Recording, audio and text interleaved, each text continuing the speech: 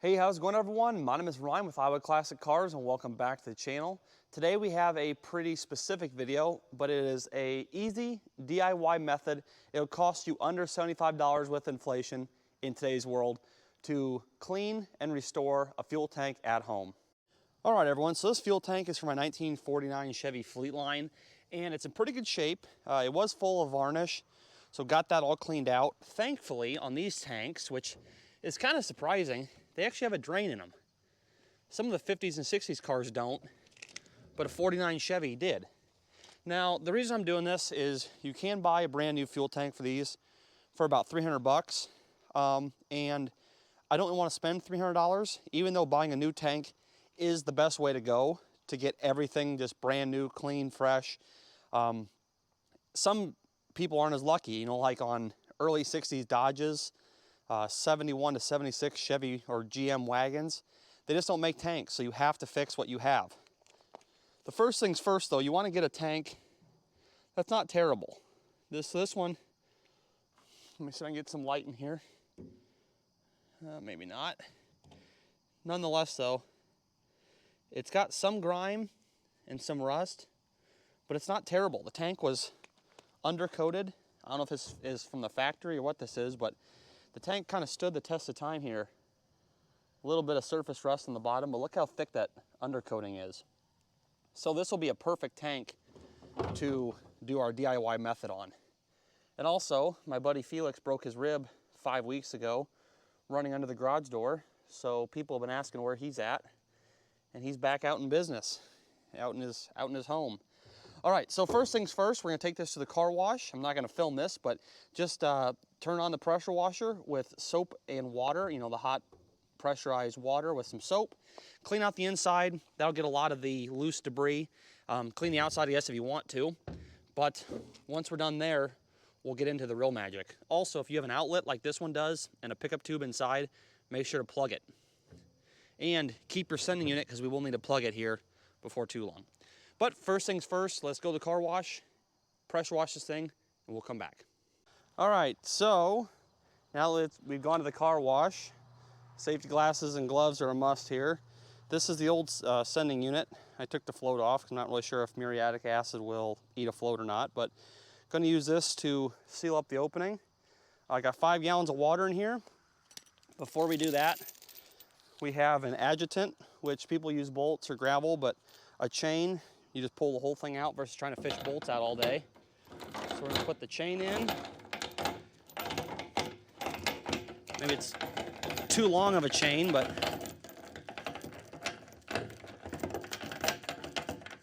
come on.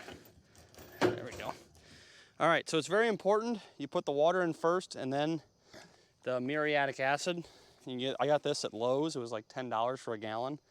So $10 here, $3 for a car wash. Yeah, not too expensive. Oh.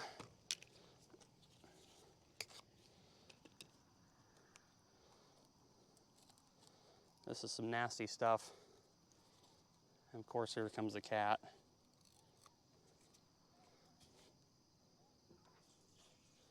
The acid goes in to the water. The water never goes into the acid. I think that's a exothermic reaction.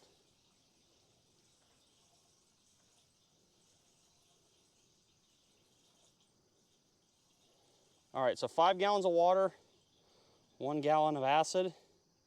That's double strength. I think you're supposed to do them 10 to 1. I guess you could run it straight, but with an 18-gallon tank, don't think that's probably the wisest idea in the world. All right, now once that's done,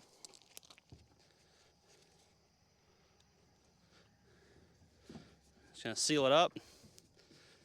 Gonna leave a vent. This side's open.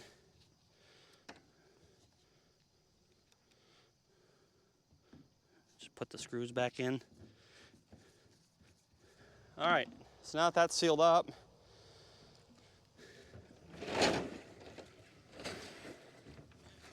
just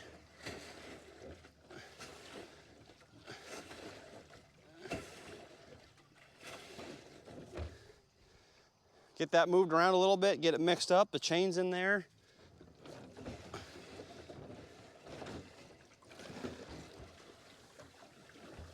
Dad, check this out. I just spilled a little bit. That acid is definitely working. You hear it hissing, and already some stuff is coming out of it. And it's been 30 seconds. So,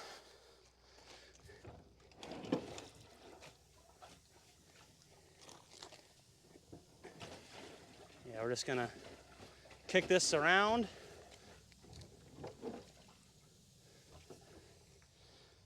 Some nasty stuff, but if you had maybe a sawhorse, you could kind of shimmy it. Or if you're really a tough guy, have two guys and just swing it. But if that stuff gets on you, it's gonna hurt. You probably could, I mean, I don't know about the laws of chemistry and stuff. I mean, I'm probably sure you could plug these, but with acid and all the vapor it gives off, I really don't want to explode this tank. So let's let that sit for maybe 15 minutes. That was close. All right, so it's been probably 15-20 minutes here. Just been doing this, rotating it around a little bit. You can definitely hear that chain moving inside there, but you want to come around over here, Dad? We're just gonna dump this out and see what it looks like. So watch. Yeah, look at all that rust and dirty stuff coming out of there. And before anyone says anything, muriatic acid is used to take mortar off of bricks. So I can't see why it can't be dumped in the gravel.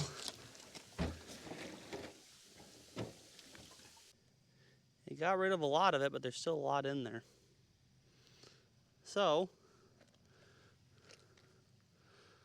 we'll do it one more time. But this time, instead of 5-to-1, we'll do 3-to-1. And we'll shake it up a lot better. So I'll go fill this with 3 gallons of water, dump it in there, a gallon of hydrochloric. We'll shake it all around and take 2. All right, so I changed 2 things about this. It's been sitting for about 30 minutes, and every time in the past when I've done this, I've put bolts and put gravel in there. But in order to make a nice looking video, I tried a chain, and I also I took some bubble wrap. I didn't have a plug that was big enough. I had a little bit of acid coming out the filler neck, so I plugged that with some bubble wrap. I still have the vent open because it does need to vent, but I was not getting the result that I wanted with just the chain and just shaking it. So I did grab a bunch of gravel, small gravel, I don't know, maybe the size of a quarter or smaller. And I've just been rocking it back and forth for about 5 minutes. And I opened it back up, I took the sending unit out, and I'm a lot more happy with that result. So you can put a chain in here. It is a lot easier to fish it out. There's no question about that. But in the effort to make a better video, I did not put gravel in it right away. I just used a chain, and I would not recommend a chain by itself. Maybe, put some bolts through each chain link so that there's some agitation there. But the gravel is working awesome. So pretty much, this is the second wash now. It's 3 parts water, or 3 gallons of water to 1 gallon of acid. I've been doing this for 5-10 minutes now. Just rock it back and forth. You can hear the gravel and the chain moving around. And if you have a friend, maybe do this together. The acid is very, it's acidic. It will burn you. That's why I'm on this side and the filler neck's over there. Wear gloves.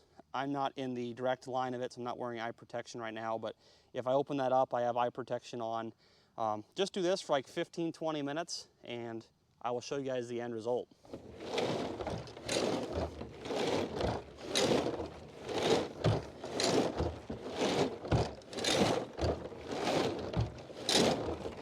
All right, so now to neutralize the acid, went to Target and got some baking soda. So we're just gonna dump the baking soda in, add water, and once it stops fizzing, you know the acid's been neutralized.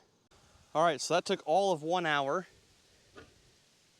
And I don't know if you guys can see in there or not. I'll put a picture on the screen of before and after. But it's pretty dang good. The next step is to seal it with a gas-resistant gas tank sealer. Pretty simple to do. Let this thing dry for 24 hours and we'll put the sealer in. One thing to note, whatever you use for an agitant, like this brand new chain here, is developing rust. So just keep that in mind. Whatever you decide to use will rust. So maybe buy some cheap bolts or just be like me and use gravel. So I did just say that I'm going to be sealing this tank with a alcohol sealer. It's a pretty thin, like urethane product. You dump it in, you kind of slosh it around like we did. Just move the tank all which way and let it sit, I think, for 72 hours, so 3 days, and then put it back into service. However, I was reading on the forums that these 49s, or the 49 to 54, here's your outlet, but there's actually a very thin tube on the inside, a pickup tube. And I know I mentioned this before, but I'm going to talk about it now. But the recommendation on the forums was do not seal these tanks. If you want to dip them and clean them, whatever, that's good to go. But once they're clean, instead of putting a sealer type product in there, which can plug up that that pickup tube, because it's only like, I don't know, maybe 1/4 inch, 3/16 of an inch. It's not very big, and you don't want that getting plugged up at all. So the recommendation was get some diesel or some WD-40, fill it up, slosh it around so it stops the the surface rust, the new rust that would be forming once it's all clean. So I've done that. I filled it up with about a ½ gallon of diesel. I sloshed it all around, dumped it out, and this tank is good to go. I wish I had a better way to get this camera inside there. The metal on the inside is very, very clean. However, the pores, I mean, you can definitely see all the pores in the metal from the rust. So it is a good tank. I would say if you can buy a new tank, it would be easiest and probably the best to... Kitty, what are you doing? No. We ain't... No. Stop. We ain't drinking that water. Stop. Look at this guy. He has water inside, and he wants to drink water out of a old air cleaner. Okay, so long story short, if your fuel tank has a pickup style tube like this one does, the consensus on the internet is do not seal it. Use diesel to stop the instant surface rust that will start and put it back in the car.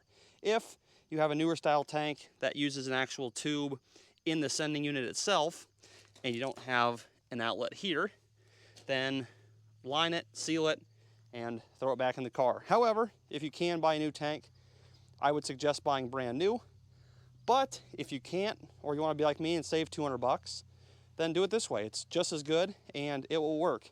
I would say though, if you don't seal your tank, either way, I mean, even if you seal it, definitely use an inline fuel filter before your fuel pump, just to save your fuel pump. All right, everyone, so that's been a DIY method on how to de-rust and restore your original fuel tank in a bike, a car, a truck, pretty much whatever you want to do. If it's old and it's steel, this will work. My consensus is if you can buy a new tank and you have the extra money, I would do that. It's clean, they're brand new, hard to beat that. But if they don't reproduce them, or if you're on a tight budget, this definitely works. I used 2 1-gallon cans of muriatic acid, 10 bucks a piece, at $20. Now I did say in the very beginning of the video, under 75 bucks. With the sealer was $42 with shipping, so $62. We're under $75. And if you want to do it one more time, maybe buy a 3rd gallon of muriatic acid. Don't dilute it and just slosh it around, just 1 gallon. And it might make it even shinier, which this is good for me. I mean, I'm very, very happy with this got rid of all the crud, the varnish, the buildup, the rust, all that good stuff in about an hour. Did take a little bit of sweat, but not too bad. But if you want to do it one more time and get it even cleaner, maybe one more gallon, you'd be at $72 and about 50 cents. So under 75 bucks to quote unquote restore the inside of a fuel tank. Probably won't be a concourse car. I wouldn't do this on a Copo Camaro, maybe have it dipped, but dipping them at a radiator shop can cost, you know, a couple $100. Buying one could cost a couple $100, or if you can't find one, doing this, it's the cheapest, easiest, and fastest way. So if you enjoyed the quick video, leave a thumbs up. Comment down below if you would change anything. I like the muriatic acid, it works the best. With the chain, I was trying to do a clean video, but the tried and true method is bolts and or gravel inside of there. Even though it's a pain to get them out, it is the best way to knock all that stuff loose. And if you are brand new, make sure to subscribe. I'm always finding cool cars like these 260 Buicks here, and always posting amateur tech tips like how to restore a 49 Chevy gas tank. So with that being said, thank you all for watching. My name is Ryan with Iowa Classic Cars, and I'll see you guys in the next video.